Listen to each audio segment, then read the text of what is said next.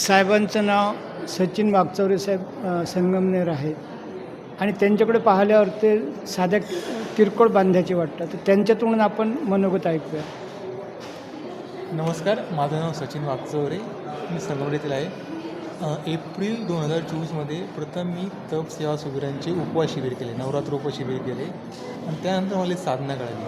त्यावेळेस माझं वजन जवळ 68 किलोच्या वरती होतं.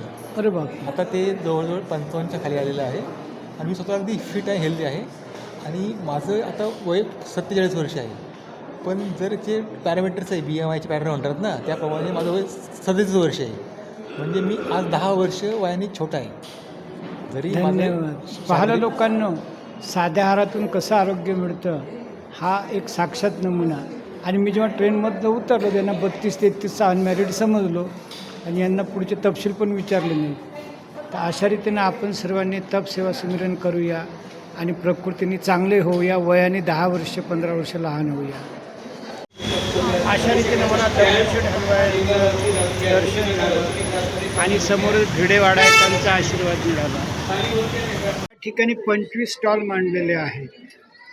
मात्र मॅडम त्या प्रत्येक स्टॉलचं शूटिंग करायला थोडी हे करते की आमच्याच तुम्ही यूट्यूबवर बघा, म्हणून काही मी त्या मायक्रो शूटिंग केलेलं नाही. इथं आम्ही आता चहा वगैरे घेतला आणि आता शुक्रवार पेठेत रवाना होतो. तुम्हाला कसं वाटलं हा आताचा कार्यक्रम? खूपच चांगला आयोजन होता. त्यामध्ये बऱ्याच संस्थांना कनेक्ट केलं आणि सामाजिक उपक्रमासाठी हा खूप छान प्लॅटफॉर्म आहे. तुम्हाला वैयक्तिक मनोबल मिळालं का? तो खूप छान वैयक्तिक अनुभव मिळालं कारण आणि अशी प्रेरणा मिळाली. सकाळी मला थोडं वाटलं या व्यक्तीचा आपण रोजगार पाडला, यांना त्रास दिला, पण निश्चितच हे विचार ऐकायला भाग्य लागतं. नक्कीच. धन्यवाद. धन्यवाद.